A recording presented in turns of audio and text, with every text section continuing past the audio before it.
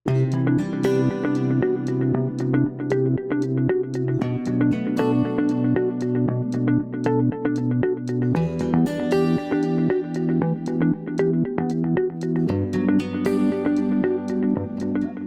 me, අපි පොඩි පාරිභෝගිකයන්ගේ තෘප්තිය පිළිබඳ සමීක්ෂණයක් කරනවා. අපිට දැනගන්න පුළුවන්ද ඔයාලට පොඩ්ඩක් අපිත් එක්ක කතා කරන්න පුළුවන්ද කියලා? කතා කරන්න අයියෝ. අපිට දැනගන්න පුළුවන්ද අපේ සේවාව ගැන ඔබතුමාගේ මතය මොකක්ද කියලා? ඇත්තටම හොඳයි. ඒ කියන්නේ මම දැන් අවුරුදු ගානක ඉඳන් කරන වටනේ මේ අතම්මට ගන්න. ඒතර කොච්චර හොඳයිද කියලා කියනවනේ. කියන්නේ මෙතනින් ගන්න නැතුව නම් වහලා නම් ගෙදර එන්න කියලා තමයි කියන්නේ.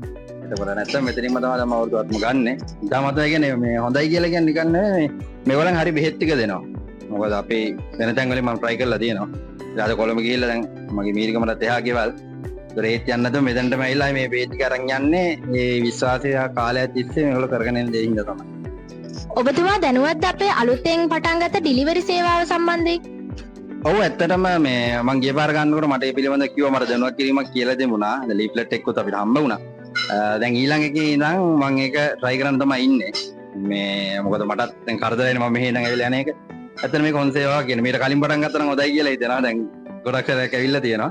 එතකොට ඒක හොඳ දෙයක්.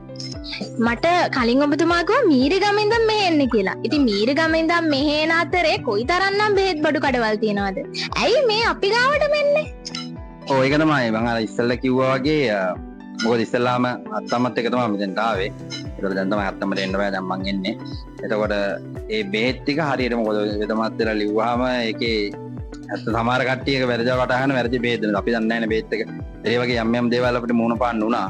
නමුත් දැන් අවුරුදු 7ක් 6 අමාරක් විතර ඇති. ඉස්සේ මාසයකට පාරක් මෙතෙන්ට ඇවිල්ලා මේ බෙහෙත් ටික අරන් යන්නේ. ඒතර කවදාවත් එහෙම වැරදීමක් වෙලත් නැහැ. එතකොට මේකින් කට්ටිය උනත් දන්නවා.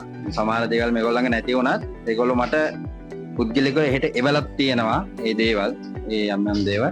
එතන විශ්වාසයයි ගුණාත්මක බවින් තමයි එතන මෙතෙන්ට එන්න දිගටම. බොහොමත් ස්තුතියි අපිත් එක්ක එකතු වුණාට.